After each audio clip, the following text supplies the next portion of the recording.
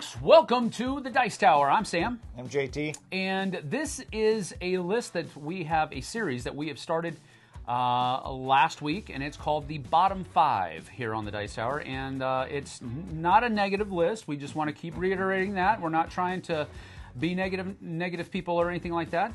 It is simply the bottom half of a top 10 list that the top half is going to be on the flip side here in a couple of days on Mondays. So on Fridays, you'll get the bottom 5. On Mondays, you'll get the top 5 on the flip side, which is a channel that JT and I do a lot of other content creation on. Yep. And you are absolutely welcome. You can scan the QR code or just do a search on YouTube, and you can find us over there. But here on the Dice Tower, we are going to be doing our bottom 5s on Friday. And today, we're going to be doing the bottom 5 2007 games. Yep. So games 8,976 to 8,980. No. 6 through 10. Yes, they are that old. Yeah, they might be. I mean, we're talking, what, this is 2024, so this is 17 years ago. Mm-hmm.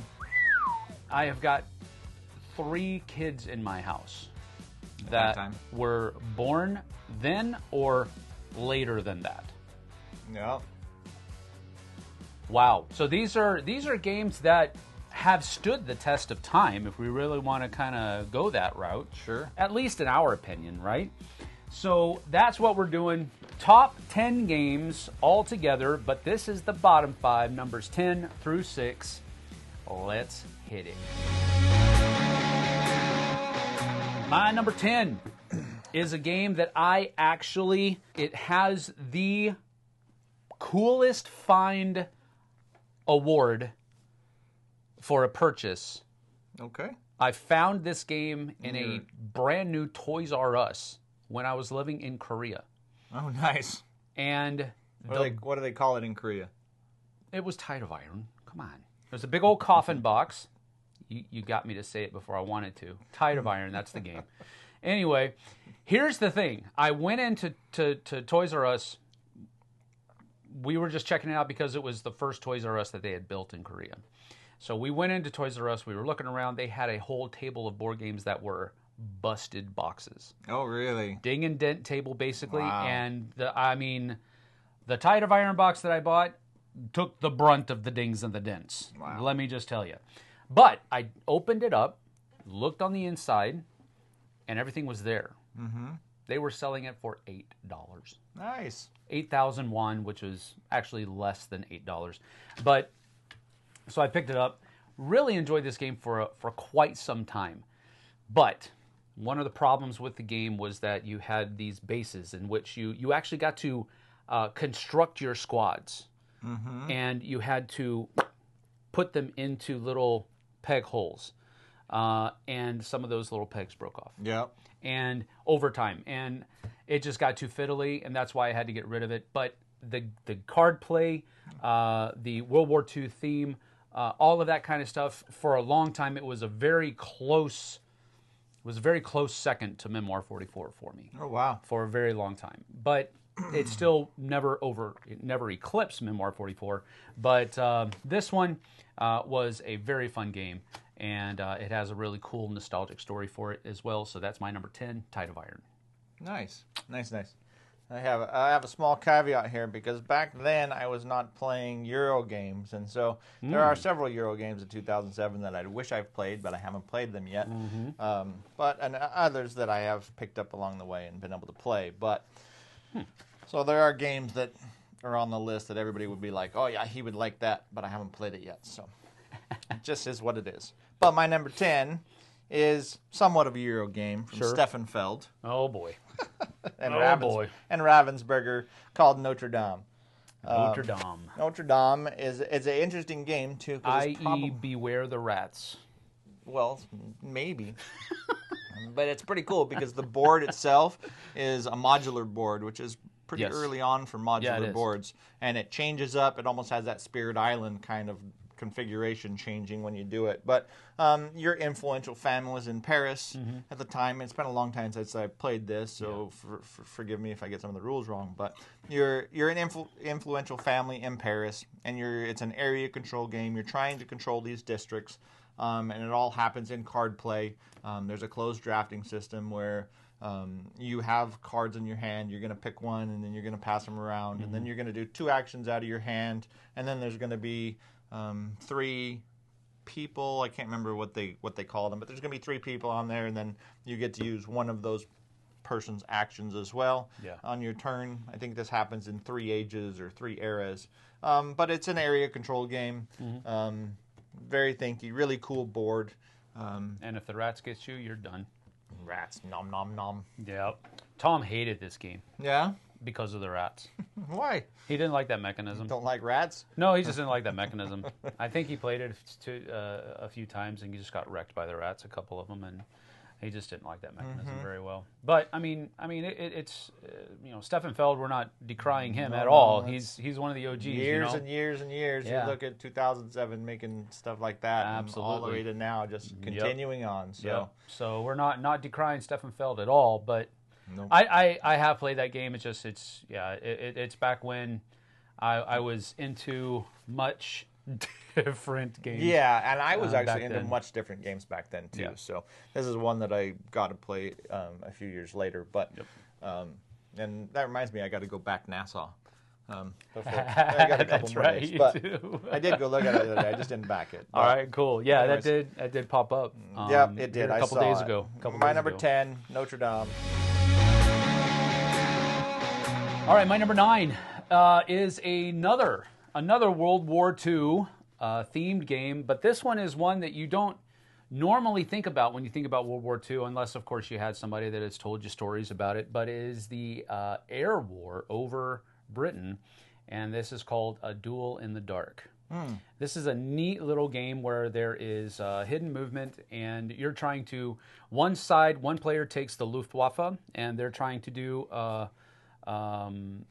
raids over Britain. I think you can also go the other way. It's been a long time since I've played it, and it's really hard to find now. But I think you could do it from both ways, where you could have some British air raids as well, and the German player would then have to second guess where you were trying to go and try to destroy, and you were trying to accomplish missions on your air raids. Nice. Really cool. It had some really neat components to it. Where the planes were just cardboard cutouts, but you had them up off the board, and then there were also some cloud token components that you had to that were used as well. It was just a really neat. Try to second guess your opponent to keep them from accomplishing their mission. Basically, is what it was, and it was a really fun game. I really enjoyed it, but good luck getting your hands on it nowadays. So I know of. That's 2 World War themed games in a row. 2 World War themed games in a row. You like those? You like that and theme that more than may me, or may but that's not awesome. be the only one. Yeah, that's awesome. So there must have been a lot of them. I mean, there was a lot of them back then. Actually, oh man, so. If you go, I think the further you go back, a lot of war themed games were the majority of those conflict-centric games, because it was just a ready theme for the mechanisms. So that's my number 9, Duel in the Dark. All right, my number 9 is a game that you taught me. Ooh. It's a roll and move race game, really, at the core of it. But you're all pirates in your pirate ships, racing around the board, trying to pick up treasure, called Jamaica. In Jamaica, you're... Anyways, I don't know what that means, but no spoilers here. Nope. But in Jamaica, you're trying to manage your food and your gunpowder, your guns, and your gold. Yep. You're pillaging each other's ships. You're trying to get treasures, and you're trying to get to the end of the track around Jamaica as fast as you can. You're a pirate doing what pirates do. Yep. Which all pirates back then, that's all they ever did was pillage each other. That's it. That's what they did. They just the pirates just attacked the pirates. That's the new history. Actually, the history is they would once a year gather at Jamaica so that they could have their yearly regatta. Oh. And that's what this is based off of. Nice. Sounds like a lot of... That's not what happened. It's getting Sounds deep. like a lot of pirate ships being repaired. That's all. A pirate ship repair dock. Anyways, yep, it's Jamaica. It's pretty bored. It's got cool That graphics. is. Yep. Super good graphics. Super good game. Very good game. Very good choice. Well done. All right, my number 8. My number 8 is a game that I think you would really enjoy if you haven't already played it. And you can let me know if you did. It's called Age of Empires 3, The Age of Discovery. I looked this one up, and I'm pretty sure I played it. I didn't put it on my list because I honestly couldn't remember enough of the rule. I'm almost positive that I played it back then, but I couldn't remember enough of it to. It's got a lot of really cool mechanisms in it, and it's really hugely historically based, which is one of the reasons why it's on my list. It's one of the first non-war themed games that I really enjoyed, and the reason I don't really call it, it's more of a civilization game. It has conflict in it. Don't get me wrong, but it's not centralized on that. It's about expansion. It's about all of that kind of stuff. And I really enjoyed this game. I enjoyed how they incorporated the presence of the Roman Catholic Church and a lot of it with the monks that were being sent over, and on top of all of the other stuff that was going on as well, as far as resource management and all that kind of thing was concerned. I really enjoyed this game a lot, and for especially back then, the component quality was off the charts. Yeah, I looked at it a lot. Like I said, I swear I played it, but it's been so long. And I also played all of the Age of Empire video games, so maybe I'm just mixing that all up in it. Could be. But yeah, it's a cool looking game. Yep. I looked at it quite a bit, trying to remember in my old age if I'd ever played it before. But he is older than me. No, yeah, I sure am. I sure am older than him. All right, it's my number 8, Age of Empires 3, The Age of Discovery. All right, my number 8 is where you all judge me as a non-board gamer because I like this game. We've played it our entire lives, and this was a cool version of it, and it's called Phase 10 Twist. Oh. We played so much Phase 10 when we were young, and when Phase 10 Twist came out, we loved it. I mean, I think I probably still have my copy of Phase 10 Twist. Really? And it has been beat to living heck because, and all Phase 10 Twist does for the twist is it has a board that goes around and you have a marker and you're trying to get to the end of the track. And each of the spots on the, will tell you what kind of trick you have. Normal, 2 pairs or whatever else. There's a 1 through 10, but there's also twist spots there. And if you land on a twist spot, you get this crazy hand that you have to figure out how to do. But if you do it, you get to move up 3 spots. Oh, okay. And if you don't, you have to move back. So so it just adds this little bit of interesting, complex, and it also is a great tracking mechanism for what everybody else is trying to do. So, I don't know. Phase 10 Twist. I think that's another game Tom hates. Came out in 2007. I've played miles and miles and piles of. You're racking it up here, man. You're choosing a bunch of games that I don't know I'm if pretty sure Tom's Tom hates. always right. Well, I don't know him that well. I have a shirt in my wardrobe that proves that outright states that he's wrong. Oh, okay. Well, then this is a great game. Yeah, there you go. All right. All right, here we go. My number 7 if this is not on JT's list, I will definitely know for a fact that he is correct when he says he hates this game. And that is Ticket to Ride, but specifically Nordic countries. JT is not a huge fan of Ticket to Ride, and that is to say he has played it, but I believe he's probably played it too much. That's probably true. Spoiler alert, it's not on my list. Nordic countries... I've never played Nordic countries. Okay, Nordic countries is a 3-player game. It only has... The map will only incorporate 3 players, and it is probably one of the tightest Nordic Ticket to Ride maps that are out there. I have heard other people bring up other countries that they believe are just as tight or maybe a little bit tighter than Nordic countries is. But this one, first of all, I think it's one of the prettiest versions of Ticket to Ride that's out there. I love the snow theme. There's a dude that looks like Santa Claus on this cover, and that's just to mean that he's a little bit heavy set. Are all of your trains really just sleighs with like stuff behind them. no, but they but that's slaves. another thing is that the color palette that they used was very icy. I think it was there was like a pale purple, a white, and I think a blue for the different colors that you could do. But it was just a really beautiful version of the game, and I like the fact that it was just 3 players. Now it does have my son David used to play this with us, and he would willfully just simply take those single spots. That were all over the board. And I was like, there was one time, and this is not a badge of honor, but I'm just being honest and transparent.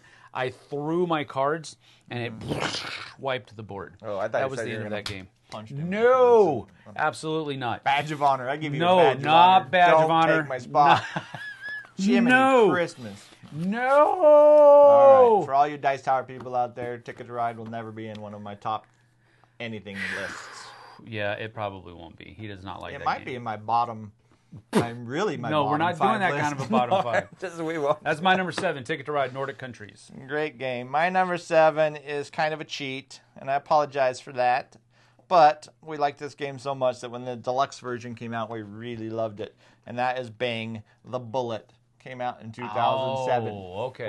With the extra cards, with the, what was it, fistful of bullets? Fistful of, I don't know. Fistful of something. And High Noon, which gave modifier cards that did different things. Dodge City. Yeah. A whole bunch of different all that cool stuff. And you got your sheriff got a badge, and everybody got the cool bullets, and then this bullet set on your table. But we always loved then Bang the Dice game came out and just made it absolutely I think we've had this conversation. Mel says, I've played Bang the Dice game, and I say I haven't. So she's right, I'm sure. I'm bringing it tonight. Okay. She's positive I've played Bang the Dice game. But regardless, Bang the Bullet came out in 2007. That's cool. And we played the crud out of it. No, that's cool. That's good. I had the Bullet for so long, and we used it so much that it started getting bent, as most 10s usually tend to do, and then it wouldn't stand up straight, and so we eventually got rid of it. It's still at my mom's house. Yep. That's a good pick. My number 6, the last one of the bottom 5. The last one of the bottom 5. Here we go. This one is called, it's actually a board game version of another game called Colorado, which is a card game. And this is called Zooloretto. And Zooloretto, you're trying to basically attract enough animals and populate the pens in your like little petting zoo, so that you can. I don't know that it's actually a petting zoo. It's probably like, but the motif. Come on, kids, go pet the tiger. The motif is like a farm out in the middle of nowhere, and you're just taking care of this thing. So it's like, I don't know if it's a petting zoo or if it's like supposed to be a legit zoo just out in the country somewhere, but it has a really neat mechanism where each turn you take one of the tiles that are face down, you flip it over, and you have to add it to one of the trucks that are out there, and you're basically playing a push your luck mechanism, trying to populate some trucks with the stuff that you know your players are looking for, so that they stay away from the truck that you want. Oh. And you stay in that draft until you take a truck, and then you're out of that draft. And then you take whatever's in your truck, and you can put it into your zoo, and you're just trying to score the most points by populating your zoo as much as you possibly can. But it's a great little fun game. Still have it on my shelf, and so I really enjoy it. That's my number 6, Zooloretto. All right, my number 6, and the best game of all 10 of these, the last game in this video anyways, is a Vlada Chvátil game called Galaxy Trucker. No, come on. Mel does the same thing. She does not like real-time games. But real-time, you're trying to, as fast as you can, put together this cobbled-up spaceship. Why? Are you going to score points for it? So you're going to race and get it blown to pieces. Try to make it to the end. That's the coolest freaking... That's like the coolest theme ever. Like, no, it's not. We gotta put this thing together. Let's go. Like, we can't stop now. We got a couple of aliens in here. We got our energy. We got our guns. They're facing the wrong way. Yeah. And you just have a blast watching people's my stuff goodness. get blown to pieces. Oh my goodness, this is such a stressful experience for It me is. every It's single great. time. Oh my gosh, I hate. I don't care what happens to my ship. Hate It's is just a fun strong watching. word. Hate is a strong word, but I get super stressed when I play this game because I do not like real strategy, real-time strategy. Yeah. I really don't like it at all. There are some games that I enjoyed playing it, but they're usually very light games, and this one was just too much. Boom! There goes Just my pilot. too Oh, crud. much. I'm just kidding. That's That's just a great, fun man. Game. Yeah, I want to play the app. I don't know how the app plays. There is an app of this. I need to pick it up and try it just for fun. But it's just a silly friggin' game. I was on board with your list until with cool little that. parts. The pieces are so cool though too. Yeah, I'm sure it is. All right. All Well, right. that is our bottom 5 games from 2007, numbers 10 through 6.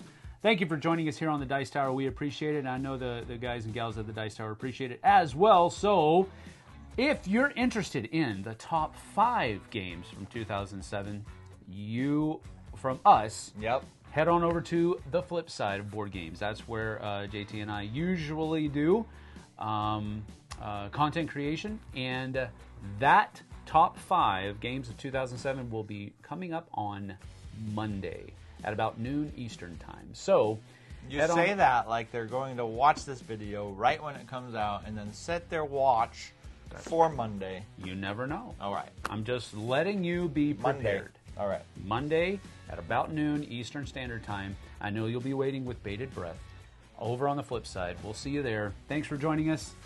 Take care. See you later.